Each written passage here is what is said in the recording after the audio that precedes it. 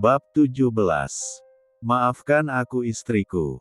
Renata menatap ke arah dirinya saat mendengar teriakan Bima. Wajahnya merona, buru-buru perempuan itu naik ke atas ran, yang kemudian menutup seluruh tubuhnya dengan selimut.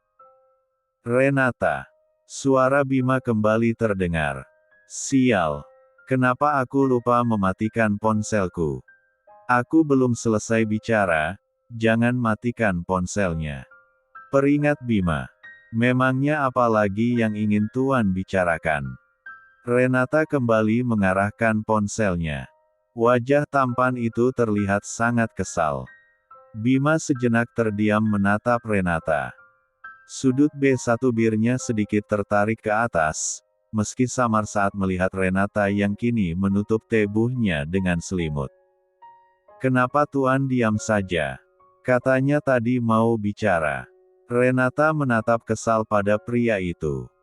Aku hanya ingin mengingatkanmu, selama aku pergi bulan madu, kau tidak boleh kemanapun tanpa seizinku. Ucap Bima dengan begitu egois, membuat Renata mengepalkan sebelah tangannya. Apa maksud, Tuan? Kamu sangat tahu apa maksud ucapanku, Renata. Tuan? Apa Tuan pikir aku tidak punya perasaan? Tuan menyuruhku diam di rumah sementara Tuan bersenang-senang dengan istri baru, Tuan. Egois.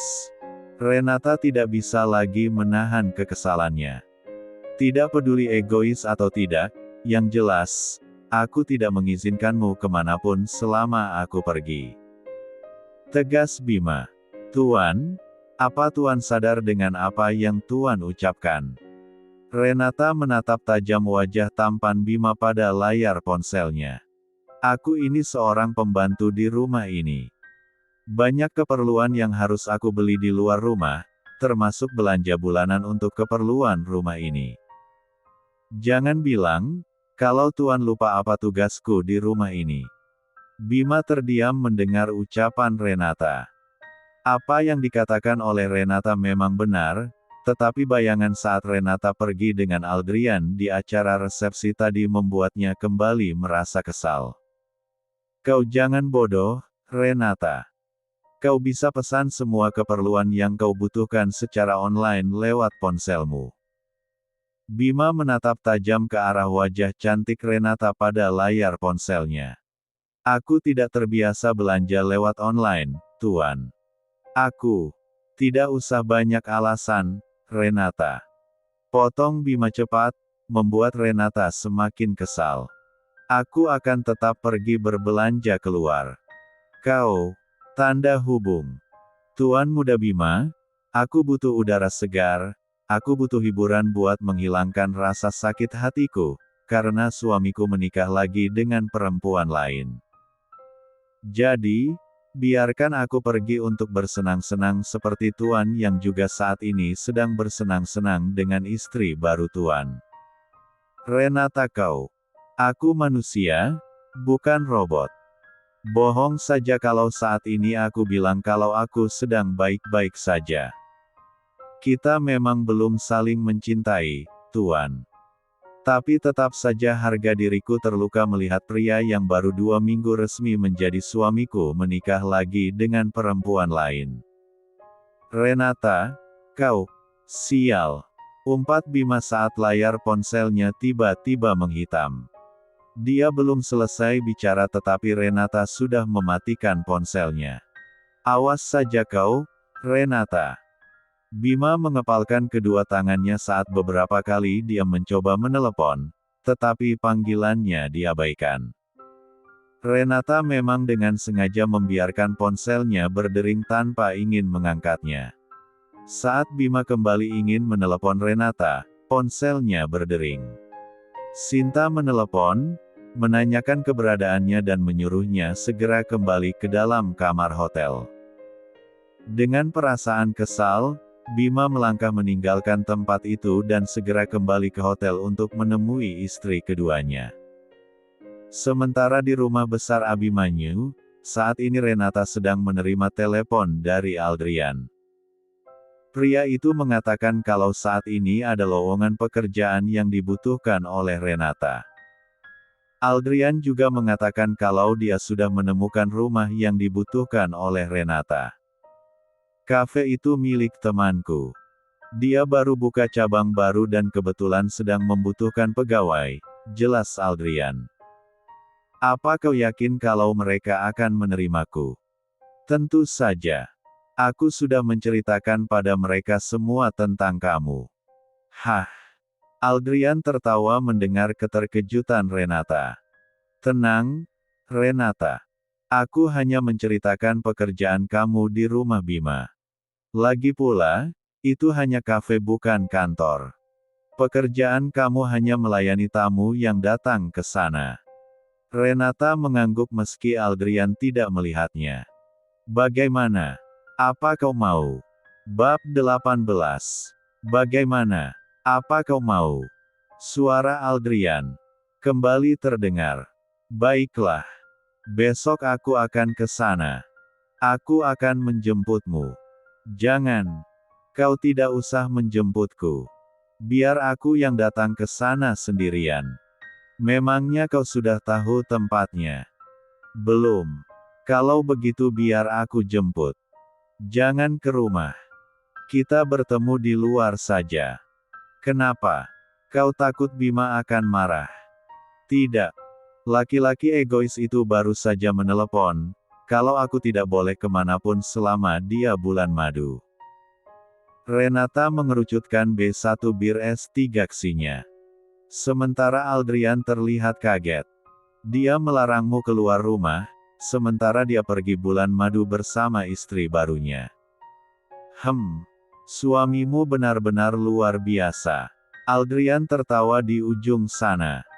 Sepertinya kau sangat senang melihat penderitaanku. Aldrian kembali tertawa. Aku bukan sedang menertawakan dirimu, tetapi menertawakan keegoisan suamimu. Dengar, Renata. Untuk sementara biarkan saja suamimu melakukan apapun yang dia mau. Aku yakin, suatu saat nanti dia pasti akan menyesal karena telah mengabaikanmu. Kamu jangan terus tenggelam dalam kesedihan. Kamu masih muda, Renata. Masih ada jalan buat kamu agar bisa melewati semua yang kau alami sekarang, jelas Aldrian memberikan semangat pada Renata. Pria itu yakin, kalau saat ini Renata tidak sedang baik-baik saja. Apalagi, Aldrian tahu, kalau gadis itu ternyata mencintai Bima, sepupunya. Kamu tidak boleh lemah. Tunjukkan pada Bima kalau kamu juga bisa mengurus dirimu sendiri meskipun tanpa dia, lanjut Aldrian. Kamu bisa meminta Bima melepaskanmu jika kamu sudah tidak tahan. Suara Aldrian kembali menyapa pendengaran Renata. Sementara Renata masih terdiam, mencerna setiap kalimat yang diucapkan oleh Aldrian. Gadis itu menarik napas panjang, mencoba menetralkan perasaannya saat mendengar ucapan terakhir Aldrian. Aku sudah mengatakan padanya untuk menceraikan aku, tapi dia menolak. Benarkah? Aldrian terlihat terkejut di ujung sana. Kami punya perjanjian tidak tertulis. Aldrian akan menceraikan aku setelah setahun pernikahan kita. Renata menghembuskan napas panjang. Sampai ketemu besok, Al, aku mengantuk. Tanpa menunggu jawaban dari Aldrian, Renata menutup panggilan teleponnya. Di kamar hotel, Bima dan Sinta kembali fabahe di atas ran, yang mereka berdua kembali main 1 km 4 tm 4 lem pertama mereka, meskipun hal itu bukanlah yang pertama. Bima berkali-kali mem 3 jam ke-4 mata saat bayangan Renata dengan tebu es 3 ksinya kembali melintas. Wajah Sinta berkali-kali B3 rubah menjadi wajah Renata dalam penglihatannya. Hampir saja Bima ketiga pasan menyebut nama Renata, saat perem 41 nannya dengan Sinta berakhir. Dalam hati pria itu mengumpat karena tidak bisa melupakan Renata di M4 lem P3R tamanya bersama Sinta. Pagi itu Renata sudah bersiap. Setelah membereskan rumah besar itu, Renata memasak untuk dirinya. Setelah selesai sarapan, gadis cantik itu langsung bersiap-siap keluar dari rumah. Renata tidak lupa mencatat semua daftar belanjaan yang ingin ia beli. Rencananya, setelah pulang dari kafe, Renata sekalian ingin berbelanja. Saat Renata sampai di depan pintu gerbang, Mang Udin mencegah langkah Renata. "Non Renata mau kemana?" "Maaf, Nona. Saya diperintahkan Tuan Bima untuk menjaga Non Renata agar tidak pergi kemanapun," ucap Mang Udin formal. Pagi ini dirinya dibuat terkejut, saat mendengar tuan mudanya mengatakan kalau Renata telah menikah dengannya di rumah sakit. Mang Udin merasa bahagia sekaligus prihatin, karena dia juga tahu kalau kemarin, tuan mudanya mengadakan resepsi besar-besaran untuk merayakan pernikahannya dengan Sinta. Gadis cantik yang menjadi kekasihnya selama beberapa tahun. Mang Udin apa-apaan? Kenapa bicaranya seperti itu? "Maaf, Non. Berhenti memanggilku Nona, Mang, aku bukan pemilik rumah besar ini." Renata berteriak kesal. Tuan Bima semalam menelepon dan menceritakan semuanya tentang Nona. Apa dia sudah gila? Kenapa dia menceritakan rahasia besar itu pada Mang Udin? Memangnya dia tidak takut kalau Mang Udin membocorkannya pada Sinta? "Mang Udin, aku hanya pergi berbelanja kebutuhan rumah. Mang Udin tahu sendiri kan, kalau aku biasanya pergi bersama ibuku setiap bulan." Renata mengambil catatan barang belanjaannya dari tas. "Nih, lihat." Renata memberikan catatan belanjaan itu pada Mang Udin. "Tapi, Non, Mang Udin." Pria berusia 30 tahun itu menghela napas panjang. Dia sudah lama mengenal Renata. Gadis cantik itu sangat keras kepala. Tidak mudah untuk membujuk Renata agar mau menuruti keinginannya.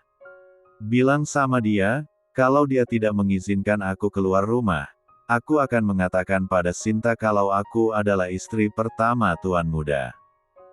Kedua mata Mang Udin membola mendengar ucapan Renata. "Tidak usah kaget, aku yakin, Tuan Bima juga pasti mengancam Mang Udin untuk tidak mengatakannya pada siapapun rahasia pernikahan kami bukan?"